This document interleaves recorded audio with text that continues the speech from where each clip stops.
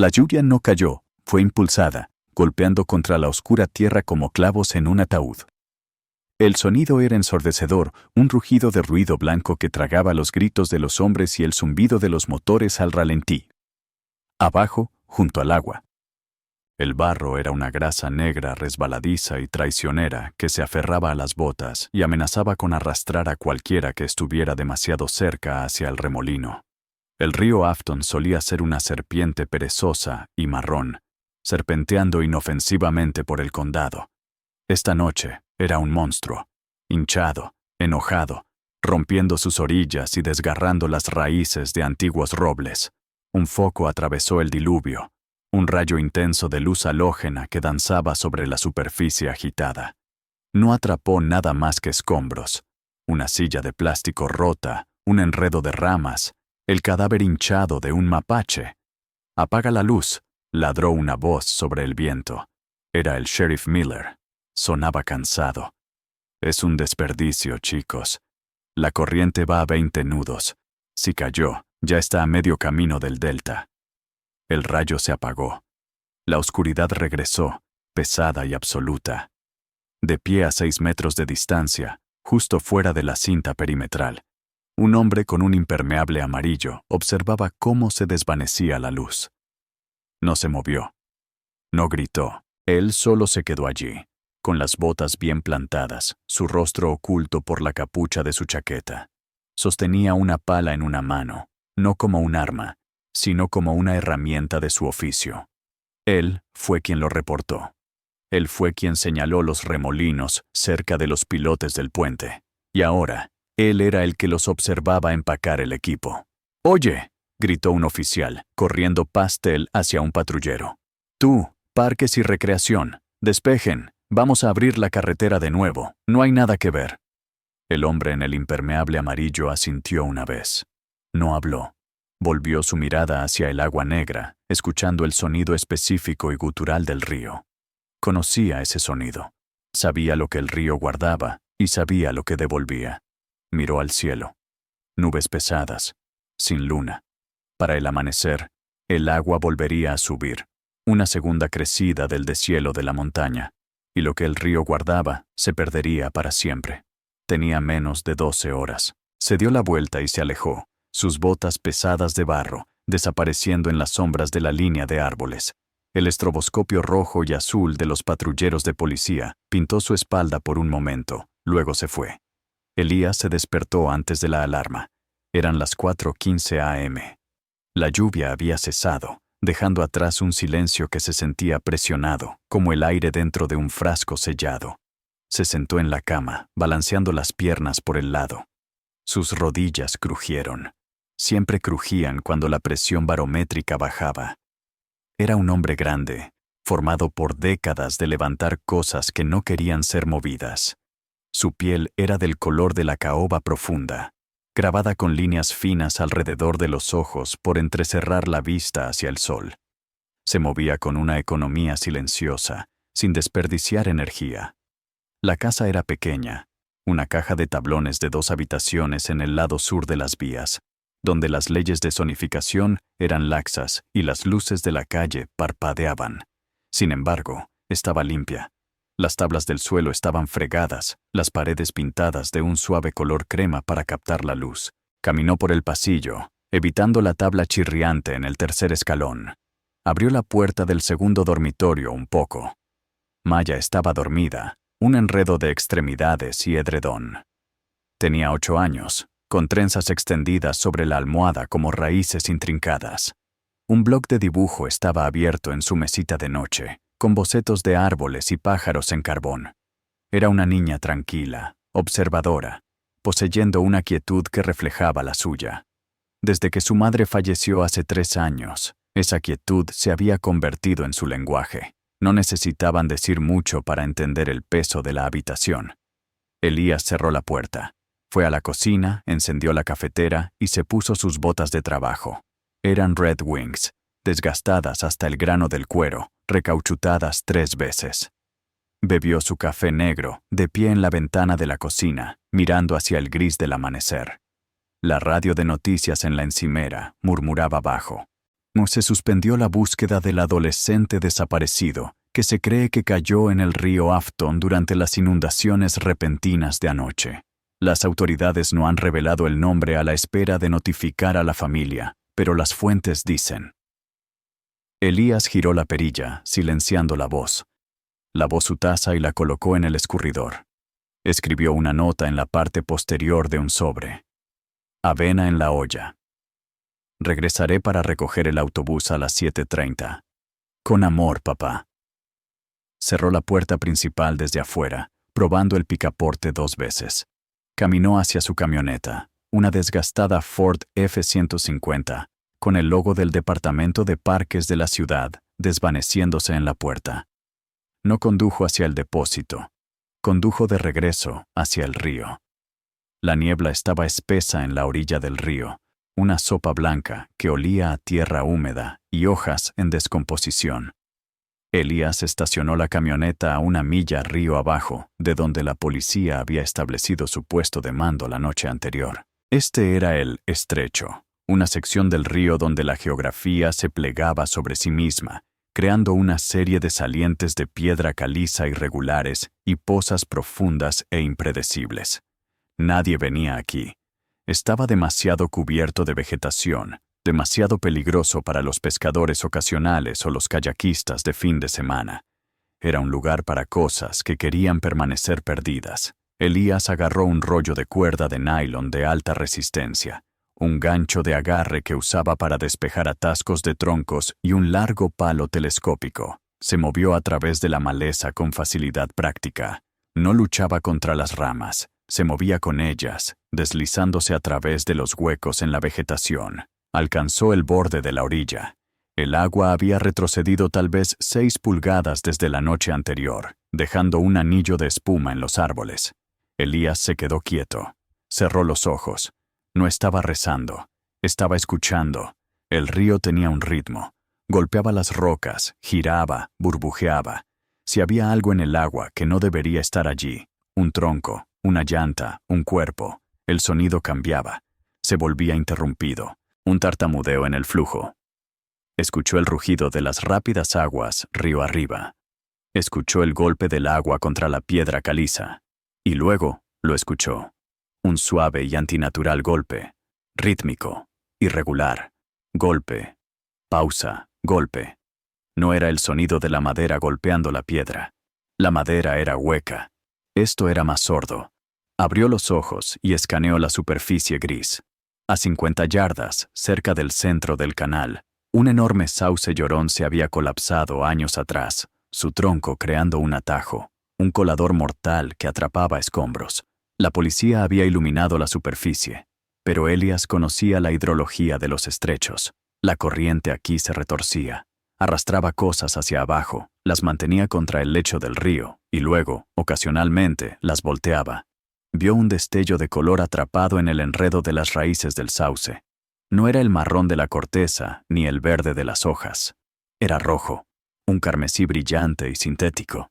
Elías apretó su agarre en el palo. Miró de nuevo hacia la empinada orilla. Sin sirenas, sin helicópteros. El mundo había seguido adelante. Probablemente estaban arrastrando el delta a 10 millas de distancia, esperando que un cadáver flotara. Tomó una respiración, el aire frío llenando sus pulmones, y pisó con cuidado el borde resbaladizo de piedra caliza. No era un héroe. Era un padre que sabía que si fuera Maya la que estuviera allí afuera, quemaría el mundo para encontrarla. Y era un hombre que sabía que en este pueblo algunas personas tenían grupos de búsqueda y algunas personas eran olvidadas. No sabía cuál de las dos era esta chica aún, pero sabía que estaba sola. Para cuando Elías regresó a la casa, eran las 7:25 am. Se había cambiado de camisa en la camioneta, limpiándose el barro de las manos con un trapo, pero el olor del agua del río, metálico y antiguo, se aferraba a su piel. Maya estaba sentada a la mesa, comiendo su avena. Ella lo miró al entrar, sus ojos escaneándolo. Vio el dobladillo mojado de sus pantalones. Vio la tensión en su mandíbula. «¿Volviste?», dijo. No era una pregunta. Elías se sirvió una segunda taza de café. El río estaba alto. Tuve que revisar los diques. Maya dejó su cuchara. La radio dijo que la chica se ha ido. La radio dice muchas cosas. Elías se sentó frente a ella. Miró sus manos, pequeñas y delicadas, sosteniendo la cuchara. Escúchame, Maya. El río es engañoso. La gente mira la parte superior del agua. Miran la parte rápida. Pero el río tiene bolsillos, lugares donde guarda cosas. ¿Como tu bolsillo?, preguntó ella, tocando el bolsillo del pecho de su camisa de franela, donde guardaba sus plumas. Más o menos, pero más profundo, más oscuro. Tomó un sorbo.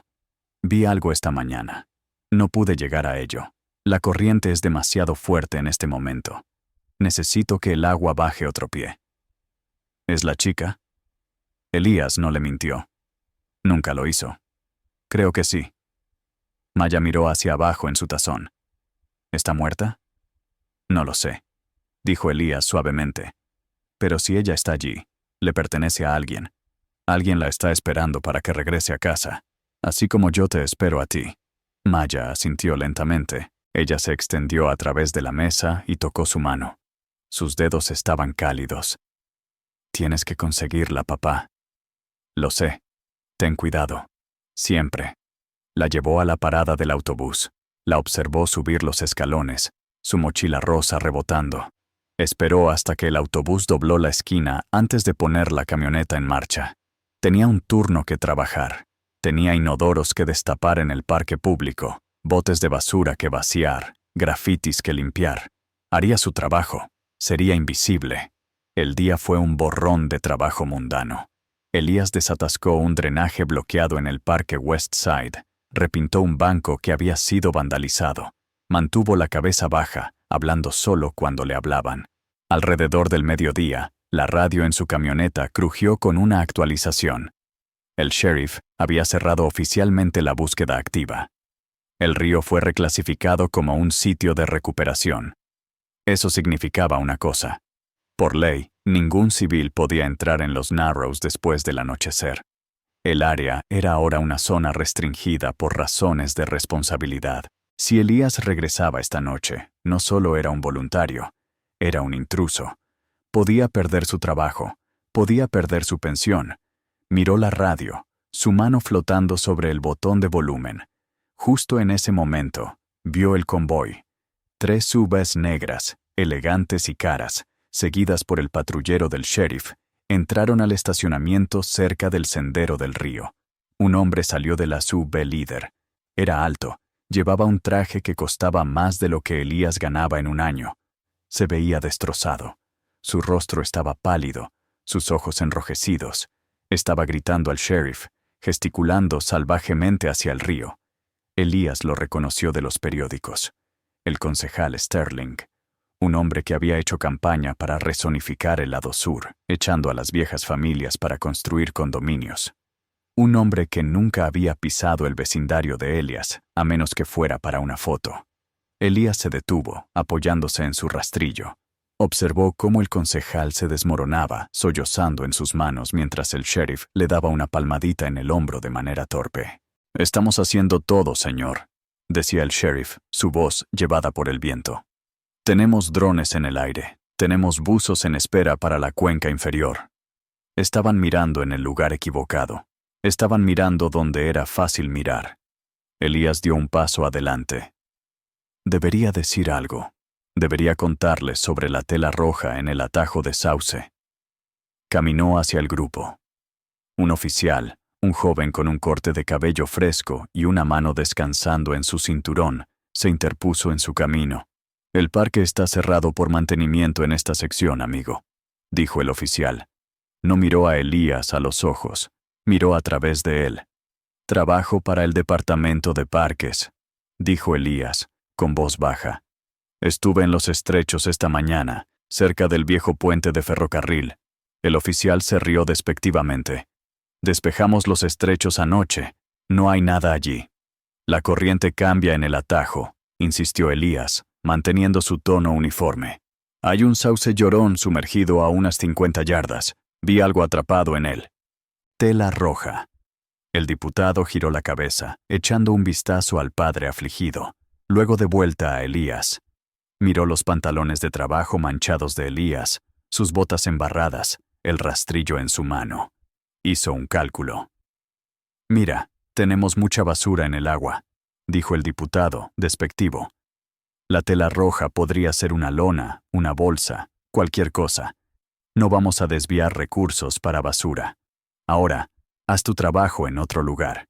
Dale un poco de espacio a la familia». Elías se quedó ahí por un momento. Sintió el calor subir por su cuello, una quemadura familiar. Miró al concejal Sterling, que estaba mirando en blanco el agua, completamente inconsciente de que el hombre que estaba a 20 pies de distancia tenía la clave de su agonía. Elías asintió una vez. «Está bien». Se dio la vuelta y se alejó. Si regresaba ahora, y ella ya estaba muerta, nadie jamás lo perdonaría, menos él mismo. Regresó a su camioneta, comió su sándwich en silencio. Esperó. 5:00 p.m. El turno terminó. El sol comenzaba a ponerse, proyectando largas sombras distorsionadas sobre el agua. La presencia policial se había reducido. Las SUV negras habían desaparecido. Elías condujo a casa. Preparó la cena para Maya. Sándwich de queso a la parrilla y sopa de tomate. Comieron en un silencio amigable, pero el aire en la cocina era pesado. «El agua bajó», dijo finalmente Elías. Maya miró hacia arriba. «¿Suficiente?» «Suficiente. ¿Vas a irte ahora?» «Está restringido ahora, Maya». La policía cerró el lugar. Maya dejó su sándwich a un lado. Lo miró con una intensidad aterradora. «Si lo cierran, papá», dijo, su voz pequeña pero penetrante. «Entonces nadie volverá a mirar». Elías se congeló. Miró a su hija y vio la claridad moral que los niños poseen antes de que el mundo les enseñe a comprometerse. Elías entendió algo entonces. Si esperaba, si obedecía las señales, a los diputados, las leyes del país, no estaba eligiendo la seguridad. Estaba eligiendo la desaparición. Estaba eligiendo dejar que una niña se convirtiera en un fantasma. «Señora Gable vendrá a quedarse contigo», dijo Elías levantándose. «Tú haz tu tarea. Te acuestas a las 9. «¿Papá?» «Sí». «Trae una linterna, una grande». Los Narrows estaban completamente oscuros. Las nubes habían regresado, ocultando la luna. Elías estacionó la camioneta en lo profundo de la maleza, escondido de la carretera. No quería que la policía lo viera. Descargó su equipo. Esta vez, trajo un traje de neopreno, una cosa vieja y remendada que usaba para reparar muelles en invierno. Se lo puso, el neopreno rígido y frío. Se ató una linterna de alta resistencia al pecho y otra a la cabeza. Se ató la cuerda alrededor de la cintura, asegurando el otro extremo a un grueso roble en la orilla. Caminó hasta el borde del agua. Se quedó allí por un largo tiempo. El río era un vacío negro. Olía a descomposición y barro frío. Un paso atrás, y nadie lo culparía. Podía irse a casa, ver televisión y dormir en su cama caliente. El río se llevaría la responsabilidad con él. La niña sería solo otra historia trágica en las noticias. Pensó en la silla vacía de Maya en el desayuno. Pensó en el silencio en una casa donde se supone que debe haber un niño. Dio un paso adelante. El agua estaba helada. Un shock que le quitó el aire de los pulmones. La corriente lo atrapó de inmediato, tratando de derribarlo. Elías se inclinó hacia ella, encontrando su equilibrio en el lecho resbaladizo del río. Se adentró hacia el atajo del sauce. El rugido del agua era ensordecedor. No podía oírse pensar. Tenía que sentir. Se movió lentamente, mano a mano a lo largo de las ramas sumergidas del árbol caído. La madera estaba viscosa, vibrando con la fuerza del río. Alcanzó el centro del canal. El agua le llegaba ahora hasta el pecho. La corriente era un peso físico, una mano pesada presionando contra su pecho. Iluminó el enredo de raíces. Allí, la tela roja. No era una lona. Era una chaqueta cortavientos. Y dentro de la chaqueta cortavientos había una niña. Estaba atrapada. Su pierna estaba atrapada entre dos gruesas ramas del sauce, atrapada por la fuerza del agua. Su cabeza apenas estaba por encima de la superficie, descansando en un pequeño bolsillo de aire creado por el cepellón. Su piel era azul blanca, aterradoramente pálida contra la madera oscura. Sus ojos estaban cerrados. Elías se lanzó hacia adelante, el agua subiendo sobre sus hombros. Agarró su brazo. Estaba helado. ¡Hey! Rugió sobre el ruido del agua. ¡Hey! Sin respuesta. Tiró. Ella no se movió. La rama se mantuvo. La cuerda se apretó alrededor de su cintura, cortándole la respiración. El agua subió más, golpeándolo en la cara, cegándolo. Por un segundo, un terror puro lo apoderó. Pensó. He esperado demasiado. Ella es parte del árbol ahora. Apretó los dientes. Extendió la mano hacia la palanca que tenía atada a su muslo. La introdujo en la bifurcación de las ramas, usando el acero como un punto de apoyo. Las venas de su cuello se hincharon. Gritó en la oscuridad y empujó. ¡Crack! La rama se astilló. La presión se liberó. El cuerpo de la niña se volvió flácido, deslizándose instantáneamente hacia la corriente principal. Elías se lanzó tras ella. Rodeó su cintura con un brazo, hundiendo sus botas en el lecho del río. La cuerda se tensó, mordiendo sus caderas. Se aferró. El río le gritaba, furioso porque estaba llevándose su premio. La arrastró, pulgada a pulgada. Luchó contra el agua, luchó contra el agotamiento, luchó contra el frío que se filtraba en sus huesos. Alcanzó las aguas poco profundas. La recogió. Era sorprendentemente ligera, como un pájaro hecho de huesos huecos, y la llevó por la orilla lodosa. La acostó sobre el musgo. Puso su oído en su pecho. Un latido tenue y agitado. Respiraciones superficiales. Ella estaba hipotérmica, apenas aferrándose a la vida. Elías no perdió tiempo. Se quitó la chaqueta mojada y la envolvió en las mantas térmicas que había traído. La levantó de nuevo, acunándola contra su pecho para compartir su calor. No llamó a la policía, aún no.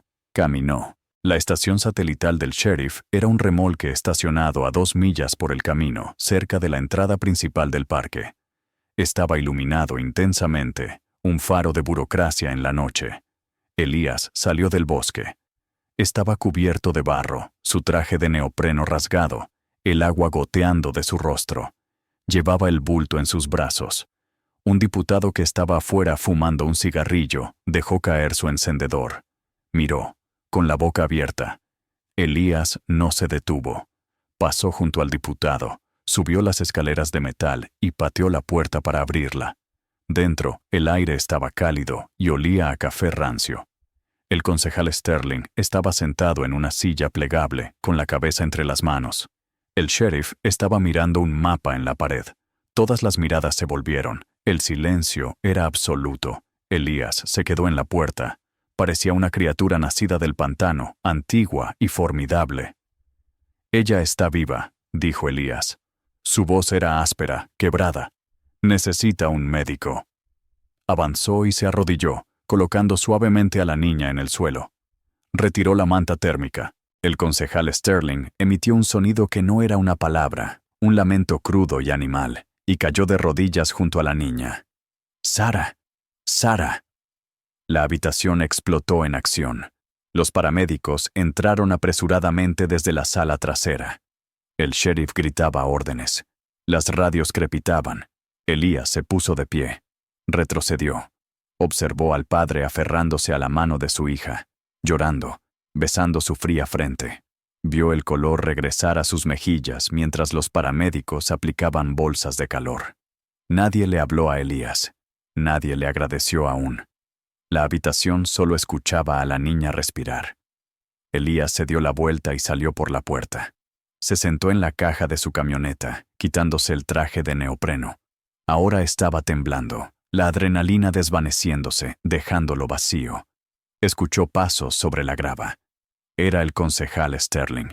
El hombre se había quitado la chaqueta. Su camisa estaba manchada de barro de donde se había arrodillado en el suelo.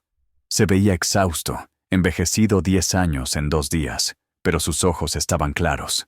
Se detuvo a 5 pies de Elías. Miró el camión golpeado. Miró las manos de Elías, que estaban sangrando por una docena de pequeños cortes.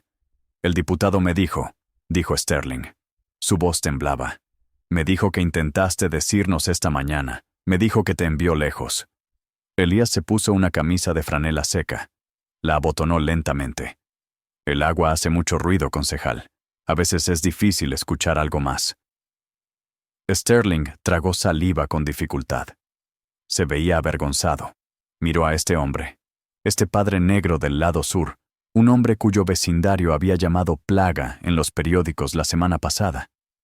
«Regresaste», susurró Sterling. «De noche, en los estrechos. Infringiste la ley. Arriesgaste tu vida. ¿Por qué?» Elías terminó de abotonarse la camisa. Se apoyó en el camión, cruzando los brazos. Pensó en Maya. «Porque ella es una niña», dijo Elías en voz baja. «Y el río no le importa quién es su padre. Simplemente toma». Sterling dio un paso adelante. Extendió una mano. Estaba temblando. «Te debo», dijo Sterling. «Te debo todo. Cualquier cosa que necesites. Dímelo. Dinero. Una camioneta nueva. Cualquier cosa». Elías miró la mano. Miró la cara del hombre. Vio la desesperación por equilibrar las balanzas, por comprar su salida de la culpa de haber ignorado al hombre que salvó su mundo. Elías no tomó la mano. «No quiero tu dinero», dijo Elías. «Pero esa tubería de desagüe en Westside Park, la que inunda el parque infantil cada vez que llueve. He estado haciendo órdenes de trabajo durante 3 años. Se niega en cada ciclo presupuestario». Sterling parpadeó, confundido por la solicitud mundana. La tubería. «Repara la tubería», dijo Elías. «Para que los niños puedan jugar sin estar en agua de alcantarilla. Repara las luces de la calle en la Cuarta Avenida para que no tengan que caminar a casa en la oscuridad. ¿Quieres devolverme el dinero?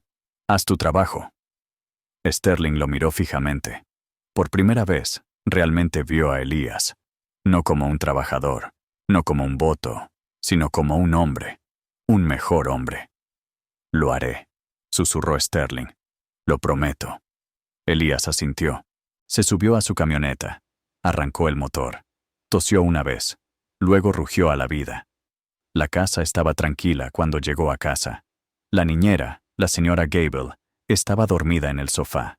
Se despertó al entrar él, oliendo a río. «¿Está hecho?», preguntó suavemente. «Está hecho», dijo Elías. La acompañó a su auto, le agradeció y cerró la puerta con llave. Entró en la habitación de Maya. La luz nocturna emitía un suave resplandor amarillo. Ella estaba dormida, pero se movió cuando él se sentó al borde de la cama. Abrió un ojo. «¿La encontraste?» «La encontré». «¿Está bien?» «Va a estarlo». Maya sonrió, una expresión soñolienta y cambiante. Extendió la mano y tocó su brazo. «Sabía que lo harías. Conoces el agua. Vuelve a dormir, cariño». Elías le besó la frente. Se levantó y fue a la ventana. Miró hacia la calle. La luz de la calle en la esquina parpadeó. Luego se apagó, sumiendo la acera en la oscuridad. Observó la oscuridad durante mucho tiempo. Mañana se despertaría a las 4:15. Él haría avena, se pondría sus botas, iría a trabajar, limpiaría el desorden que el mundo había dejado atrás. El río afuera todavía rugía, enojado e hinchado. Pero esta noche, el río no tenía al niño. Elías se apartó de la ventana, el silencio de la casa envolviéndolo como una manta cálida.